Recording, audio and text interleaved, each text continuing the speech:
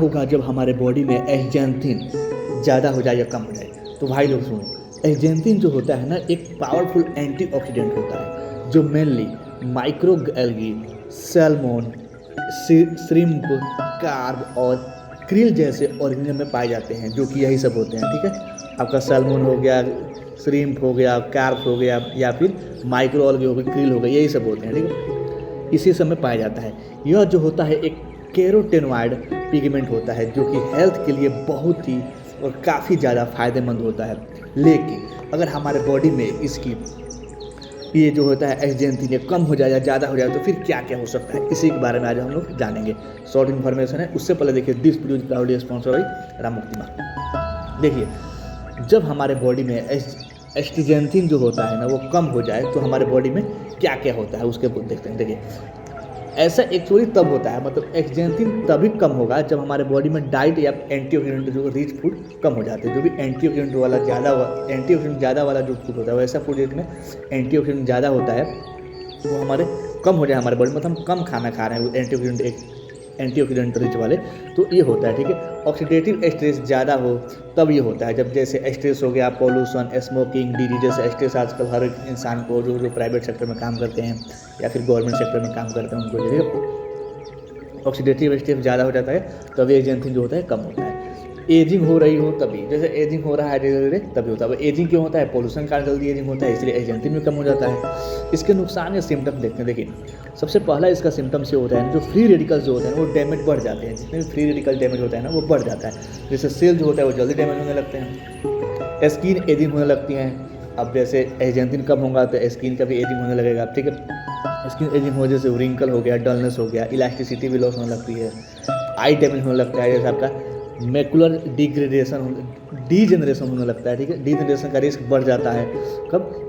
जब ये कम हो जाता है एस्जेंथिन। तो ठीक है, इम्यून सिस्टम कभी कमजोर होता है, जैसे इन्फेक्शन होने का चांस भी बढ़ जाता है। जैसे एस्जेंथिन अगर कम हो जाए हमारे बॉडी में तो इन्फेक्शन होने का चांस बढ़ जाता है, बार बार इंसान इन्फेक्टेड हो जाता है। ठीक है, इन्फ्लेमेशन ज़्यादा होने लगता है, क्रोनिक पेन या फिर जो ज्वाइंट इशू हो सकते हैं इससे। ठीक है, अगर एस्जेंथिन कम हो जाए तो। लेकिन क्या होगा जब हमारे बॉडी में एस्जेंथिन जो होता है वो ज़्यादा हो जाए तो? ओवरडोज या सप्लीमेंट के द्वारा जो आजकल बहुत सारे लोग डाइट फॉलो करते हैं, सप्लीमेंट लेते हैं, न्यूट्रासिटिकल लेते हैं, जिसके कारण एस्जेंथिन की मात्रा हमारे बॉडी में बढ़ जाती है। ठीक है, तो ये बढ़ जाती है तो क्या क्या होता है? देखिए, जनरल जो होता है ना, नेचुरल फूड सोर्स से ओवरडोज मुश्किल होता है। मतलब जितने भी हम नेचुरल सोर्स से ये सब खाते हैं, कोई फूड खाते हैं, उससे एस्जेंथिन जो होता है ना बढ़ना बहुत मुश्किल होता है, मतलब ओवरडोज होना बहुत मुश्किल होता है। लेकिन अगर कोई हाई डोज सप्लीमेंट ले रहा है बिना डॉक्टर के सुपरविजन, बिना डॉक्टर के सलाह के, बिना न्यूट्रिशियंस के सलाह के, तब ये हो सकता है एस्जेंथिन जो होता है बढ़ सकता है। ये पॉसिबल। इसका कुछ साइड इफेक्ट होता है, जो साइड इफेक्ट आपको देखने को मिलेगा, जैसे स्किन का कलर हो जाएगा, हल्का ऑरेंज हो जाएगा या पिंक हो सकता है। ठीक है, ज़्यादा कैरोटेनॉइड लेने से। ठीक है, कैरोटेनॉइड लेने से लूज मोशन हो सकता है, डायरिया हो सकता है, डाइजेस्टिव इशू भी हो सकता है, अपसेट हो सकता है, हार्मोन जो होते हैं जितने भी हार्मोन सारे इम्बैलेंस हो सकते हैं। हाई डोज में क्या होता है? एस्ट्रोजन रिलेटेड इफेक्ट, जैसे specially in the long term में ये ले रहे हैं ना तो एस्ट्रोजन रिलेटेड इफेक्ट देखने को मिलते हैं।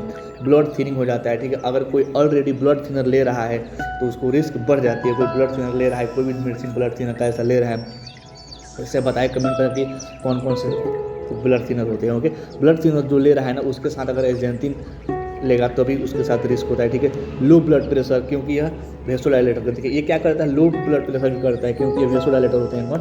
आपका ये एस्जेंथिन। ओके, इसके कुछ सेफ एंड इफेक्टिव डोज देख सकते हैं। देखिए, यूजुअली 4 से 12 mg पर डे सेफ माना जाता है। ठीक है, फॉर एडल्ट के लिए। ठीक है, लेकिन एथलीट्स और जो ऑक्सीडेटिव स्ट्रेस वाले होते हैं ना, जैसे जो प्राइवेट सेक्टर में काम करते हैं, जिनको स्ट्रेस ज़्यादा होता है ना, उनके लिए 16 mg पर डे तक ले सकते हैं। लेकिन उसके लिए भी आपको डॉक्टर की सुपरविजन चाहिए, न्यूट्रिशियंस चाहिए, तभी जाकर आप ले सकते हैं। ठीक है, ऐसे अपने मन से लेने की कोशिश न कर। देखिए, एस्जेंथिन का जो हेल्थ बेनिफिट होता है ना उसको देखते हैं। देखिए, नॉर्मल लेवल पे अगर हमारे बॉडी में एस्जेंथिन जो होता है ना, एस्ट्रोजेंथिन, अगर ये नॉर्मल रहे, ना अधिक हो ना कम हो, तो एंटी एजिंग इफेक्ट देता है, एज कम करता है, मतलब कम नहीं करता है, मतलब कहने का मतलब एज को बढ़ाता भी नहीं है। ठीक है, आई प्रोटेक्शन भी देता है, स्किन ग्लो और यूवी प्रोटेक्शन भी करता है। ठीक है, ब्रेन और हार्ट के लिए भी प्रोटेक्शन करता है, मसल्स रिकवरी और परफॉर्मेंस इंप्रूव करता है। ठीक है, अगर आप सप्लीमेंट लेना चाहते हैं तो डॉक्टर या न्यूट्रिशन से कंसल्ट जरूर करें, ठीक है। अपने मन से कोई भी दवा लेने की कोशिश न करें।